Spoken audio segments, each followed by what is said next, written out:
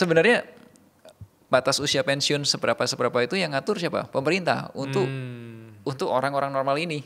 Tapi kalau misal kita pengen pensiun lebih awal boleh nggak? Boleh. Mau pensiun lebih lama boleh nggak? Boleh. Itu satu. Yang kedua, ketika pensiun maunya pensiun kaya, pensiun normal atau pensiun bergantung sama anak. Itu yang milih siapa? Kita sendiri kan. Kita yang boleh menentukan kan. Ada banyak pilihan gitu. So, kalau kita tanya kapan waktu yang tepat?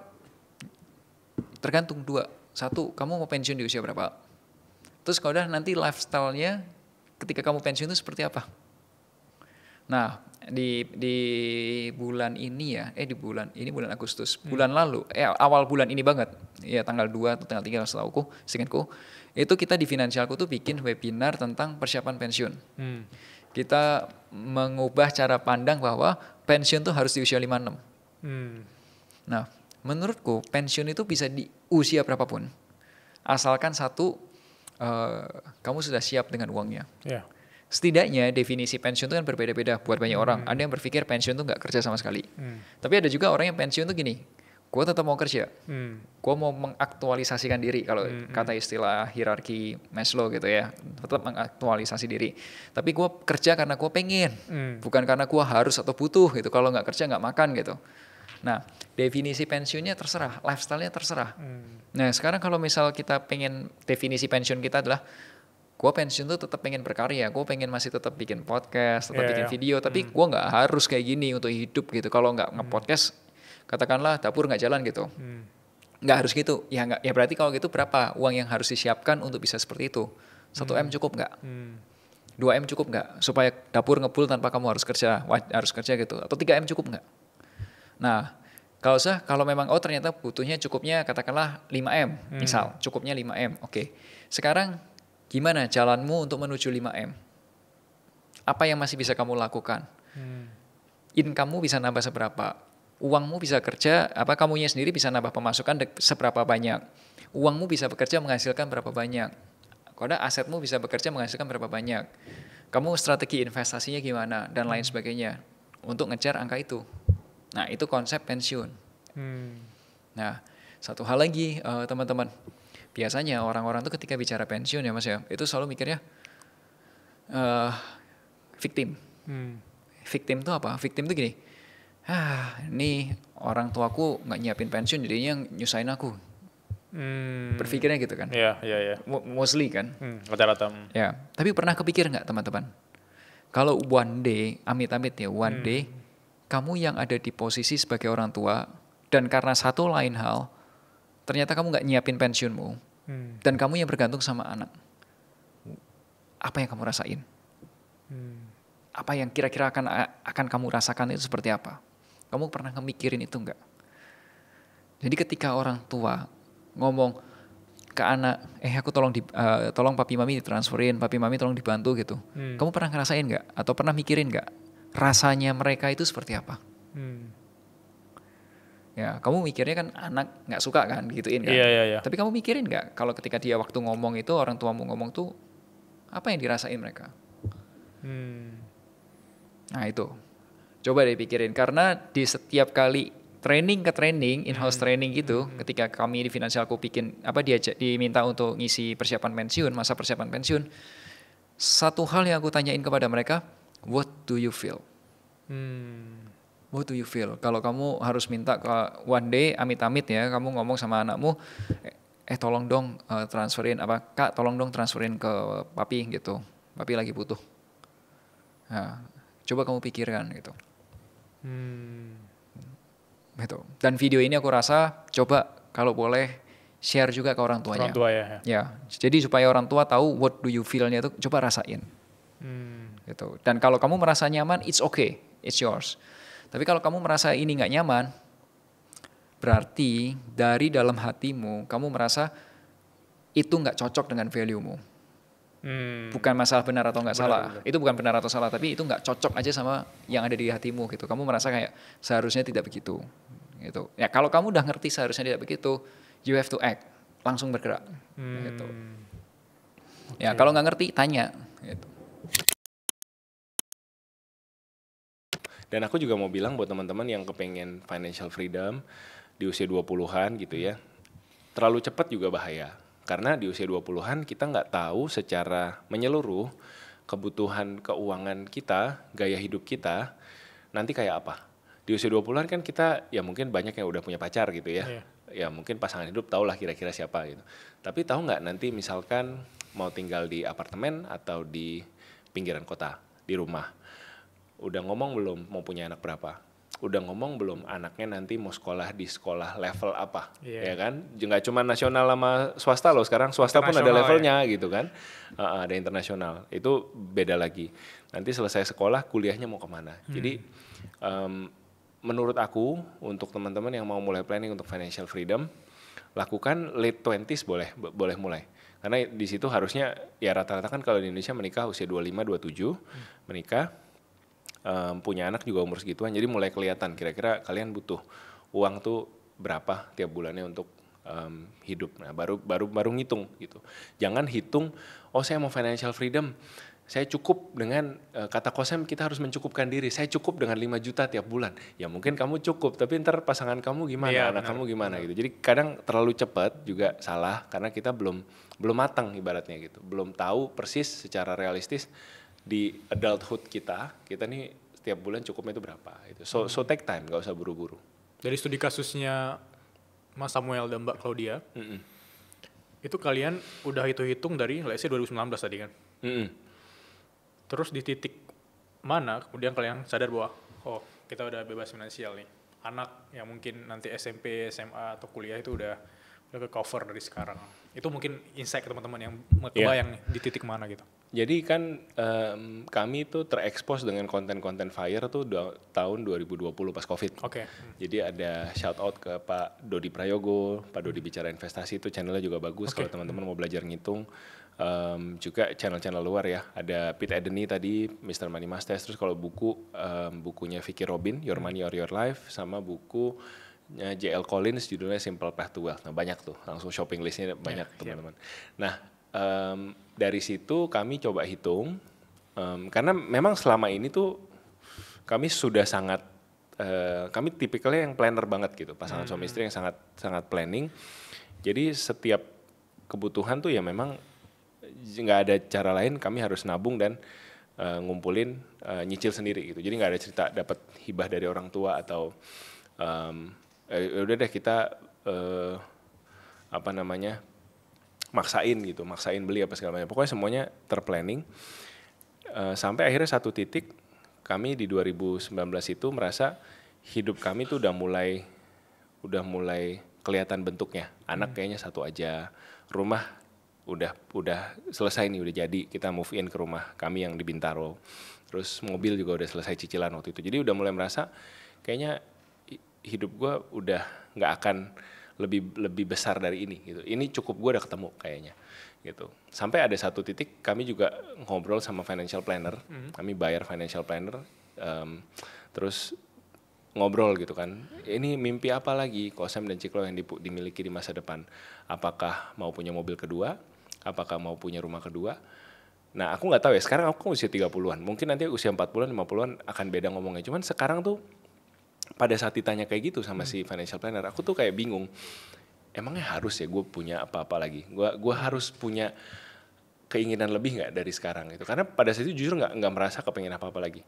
Gue merasa mobil yang sekarang dimiliki udah cukup, mobil second, rumah yang dimiliki juga bukan rumah mansion yang ada lift dalam rumah, tapi cukup gitu ya. Tidak punya properti, tidak punya tanah, tidak punya kos-kosan, tidak punya mobil sport 2 pintu, tapi merasa cukup. Dan di situ kita sadar bahwa sebenarnya yang dibilang orang FIRE ini step pertamanya, cukupnya. Kamu harus tahu cukupmu di mana. Dan kita kayaknya udah capai nih gitu. Sampai financial planner gue bingung waktu itu. Terus akhirnya ya udah kita set goal untuk pendidikan anak. Kita ngobrol gitu kan, mau ke luar negeri ya, mau ke dalam negeri segala macam, hitung-hitungannya keluar. Oke, udah kita ngejar itu aja. Kita ngejar angka pendidikan anak aja. Nah udah akhirnya kita set goal. Tadinya angka itu kita mau achieve di umur, kita hitung-hitung lah dengan rasio menabung segala macam terus kekuatan income kita, pengeluaran tiap bulan juga, kira-kira setelah dihitung-hitung 35 lah, umur 35 dapat. Ternyata achieve 33, 2 tahun lebih cepat. Nah, ini bukan karena coach I'm Ciklau hebat apa gimana gitu. Ada faktor luck juga. Jadi pada saat COVID itu banyak creator keuangan yang dapat windfall dari orang lebih aware tentang keuangan. Orang lebih banyak uang kan pas COVID kan kita nggak traveling, kita nggak bisa kemana-mana. Akhirnya orang belajar investasi. Jadi banyak growth lah di channel kami, kita rasakan banyak growth. Nah, akhirnya setelah itu tercapai di usia 33, ya udah akhirnya kami sekarang tuh sifatnya apa ya hidup mencari arti aja gitu. Gimana kita memaknai kebebasan gitu yang udah kita dapat. Apakah gue mau kerja lagi, apakah gue mau spend time lebih banyak dengan keluarga, obviously itu yang jelas sekarang setelah tercapai. Nah ini yang the beauty of being free is work becoming optional.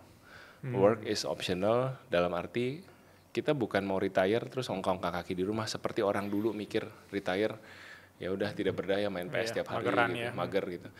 Lu bisa tetap kerja, lu bisa tetap produktif, tapi sekarang lu bisa milih. Lu bisa milih lu mau ngerjain apa. Kita ngelihat kayak warga desa yang kayaknya sederhana hidupnya, ya tapi ternyata tanahnya banyak, tapi ternyata dia punya perkebunan, tapi ternyata dia puterin otak di mana di daerah-daerahnya dia bisa memanfaatkan kekayaan di daerahnya secara maksimal, ya banyak yang sebenarnya itu missing story yang jarang didengarkan orang-orang. Karena aku tadi ingat tokoh, aku mau masuk ke investasi deh. Ini kita ngomongin investasi. Dan cocok bagi teman-teman di luar sana yang kayak masih bingung nih, aku ada uang segini, aku mending invest kemana. Ini kita mau tanya versinya Ko Glenn ya. Kalau Ko Glenn, let's say kembali lagi ke fase di usia 20-an ya, atau baru lulus kuliah, ada uang 5 juta let's say. Seorang Ko Glenn itu bakal mulai melihat investasi mana nih yang cocok dari kacamatanya Ko Glenn. Mungkin ini cocok juga bagi teman-teman yang nol banget, belum tahu. Karena di luar sana banyak nih, ada yang bilang emas, ada yang bilang Bitcoin, ada yang bilang saham atau apa. Sebetulnya gini ya, jadi kalau misalnya kamu nanya ke 10 orang investor atau pebisnis atau orang yang udah mengenal dunia keuangan dengan baik, investasi yang baik itu apa, kemungkinan kamu akan mendapatkan 10 jawaban yang berbeda juga. Gitu. Ada yang mereka yang sukses di dunia properti akan bilang beliin aja properti atau mencoba di dunia properti, atau ada yang bilang dulu aku nabung emas dan akhirnya menjadi sumber kekayaan yang akhirnya abadi gitu bagi dia. Ada yang di saham gue bisa generate money jauh lebih tinggi, ada yang bilang di kripto dan lain sebagainya. Jadi kalau misalnya aku bilang investasi itu cocok-cocokan dan personal banget sifatnya. Cocok-cocokan itu kayak gimana sih? Satu hal yang aku perhatiin, kebanyakan orang secara intuitif akan mulai bertanya, aku punya uang 10 juta atau 5 juta, cocoknya investasi kemana? Otak kita berpikir bagaimana caranya 5 juta atau 10 juta ini mendapatkan keuntungan. Entah itu keuntungan sampingan atau keuntungan yang signifikan sampai kita mendapat lompatan finansial. Padahal sebetulnya mindsetnya nggak seperti itu. Jarang banget aku ngelihat kasus ya, di mana investasi itu menjadi sebuah sarana jadi lompatan finansial yang signifikan. Ada yang akhirnya berhasil punya puluhan miliar, ratusan miliar dari saham. Tapi dari sekian banyak lagi-lagi itu kasus yang ekstrim. Dan aku nggak kepengen jualan kasus-kasus ekstrim itu menjadi sebuah mimpi yang unlikely bisa tercapai, gitu.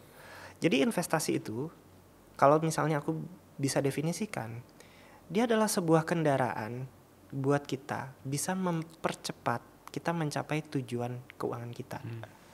Contohnya misalnya gini, kalau aku mau punya rumah 10 tahun lagi, tapi dengan investasi yang benar, di instrumen yang tepat, yang terukur, yang resikonya terjaga, yang sesuai sama level pendapatan aku, sama umur aku, ternyata rumah yang aku harusnya capai let's say 10 tahun lagi dari ini ternyata bisa dipercepat. Jadi katakanlah 5 tahun lagi atau 4 tahun lagi gitu. Jadi investasi itu sebetulnya definisinya bukan mencari uang sampingan. Yes. Karena mereka yang biasanya mindsetnya udah kayak gitu, uangnya bukan bertumbuh di investasi, malah naik turun. Nggak ini besok untung nanti lusa rugi. Dikontrol tiap hari gitu ya. Iya, jadi bulan depan untung, nanti 6 bulan lagi rugi lagi, dan ya jadinya nggak karu-karuan gitu. Nah, kalau misalnya aku balik lagi ke umur 20-an, apa yang misalnya aku akan lakukan dengan uang 5 juta? Aku akan belajar investasi di berbagai macam platform dan mencoba mencerna mana yang paling cocok sama aku gitu. Let's say misalnya gini, ada orang yang bilang, Glenn kamu investasi di Bitcoin nggak? Jawabannya iya. Kamu rekomendasiin itu nggak ke orang lain? Kebanyakan enggak. Karena aku tahu itu cocok buat aku, tapi belum tentu cocok sama semua orang. Belum tentu cocok sama Bilal juga, belum tentu cocok sama semua orang yang nanya ke aku gitu. Jadi yang paling sebetulnya diperlukan adalah mindset untuk mencoba mempelajari dulu. Ternyata tiap investasi itu ada tingkat resiko yang berbeda, ada potensi keuntungan yang berbeda, ada tingkat mungkin kemudahan pencairan yang berbeda dan lain sebagainya gitu. Dan itu ujung-ujungnya apa? Kita selalu menempel tujuan hidup kita, kebutuhan hidup kita sama instrumen investasi yang tepat. Contoh misalnya aku pengen butuh dana darurat. Kalau amit-amit terjadi musibah, aku pengen bisa dapat cairin itu cepat. Tapi aku butuh uang itu bertumbuh. Nggak perlu bertumbuh besar banget, seenggaknya melebihi inflasi gitu. Tapi dia bertumbuhnya secara aman. Karena aku butuh ini untuk benar-benar dana darurat. Tentu kita pakainya itu di instrumen investasi yang memang sesuai sama kebutuhan itu gitu. Sementara yang lain kayak misalnya aku mau punya tabungan dana pendidikan anak atau punya tabungan emas dan lain sebagainya. Pastinya kita mencari karakter investasi yang sesuai gitu. Yang kita ngelihat dana pendidikan anak kapan? Misalnya 10 tahun lagi, 15 tahun lagi. Kita bisa mulai di instrumen investasi yang point of view-nya 10 sampai 15 tahun.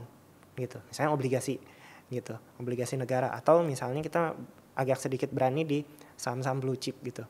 Tapi kalau misalnya tujuan investasi kita adalah 2 tahun lagi, jangan di investasi yang risk profile-nya terlalu tinggi. Karena 2 tahun lagi ternyata dia bukan di masanya lagi naik, kita lagi butuh butuh dananya, nggak terpenuhi tujuan kita. Jadinya malah batal nikah atau batal punya rumah dan lain sebagainya. Jadi kalau misalnya ditanya apa yang penting adalah ilmu memahami itu. Makanya aku tulis di bukunya itu semua instrumen investasi dari risk profile-nya, siapa yang cocok di sini, siapa yang nggak cocok, kelebihannya, kekurangannya, ya. Dan kamu yang di umur 20-an sebaiknya fokus sama apa? Actually sama compounding effect, karena kamu punya keunggulan dibandingkan yang lain, yaitu adalah umur dan life expectancy yang lebih panjang. Sehingga kamu benar-benar bisa memanfaatkan compounding effect dalam investasi dan akhirnya punya peluang untuk melipat gandakan keuangan dalam jangka panjang.